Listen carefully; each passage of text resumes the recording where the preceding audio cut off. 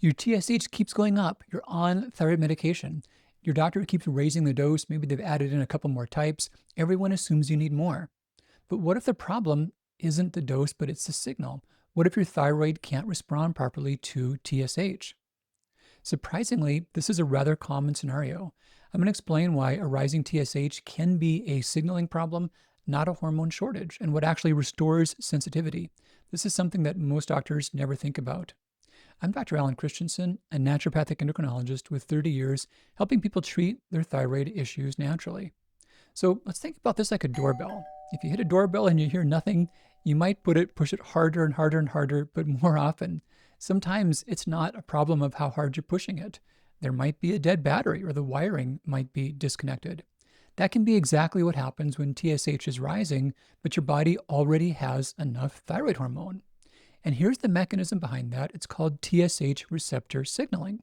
So TSH, this is a hormone your pituitary gland makes called thyroid stimulating hormone. And its job is to stimulate your thyroid to make hormone. Super simple. What it does, it binds to a receptor on the outside of the thyroid gland, the thyrotropin receptors. But for the cells to respond, they've got to have their internal signaling working right. And one of these key pathways depends upon phosphoinositide. Specifically, this is related to dietary inositol. Without enough inositol, the signal gets stuck at the membrane.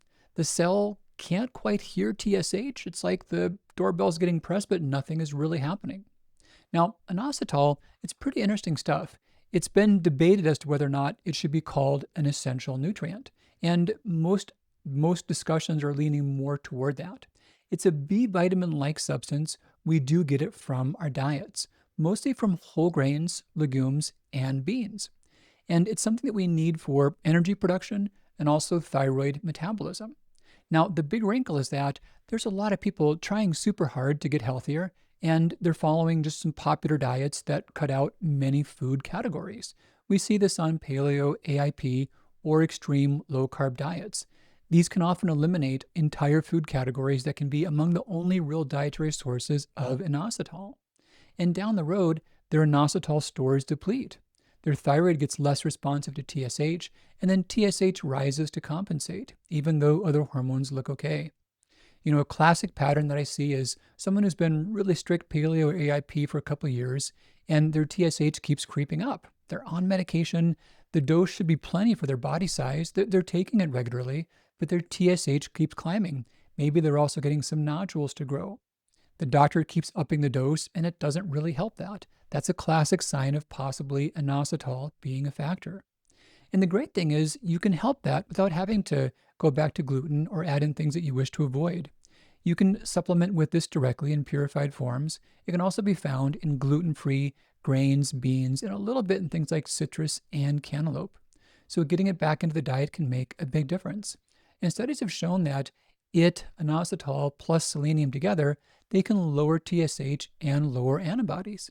Other studies have shown that supplemental inositol may decrease the size of thyroid nodules. When I formulated products, that's why I chose to include it in both antibody support and nodule control because of high quality human studies.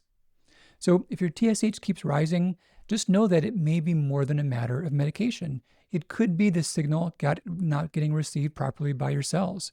Consider whether you are lower in inositol and think about adding that in as a possible helpful step. If you want to learn more, check out my videos on how nutraceuticals like inositol can help lower thyroid antibodies. I'll link to that in the description. And please like and subscribe to this channel. If you haven't seen already, this is a whole lot of stuff that's based upon a lot of experience, good research, and it's not the things you're hearing everywhere else about natural thyroid care.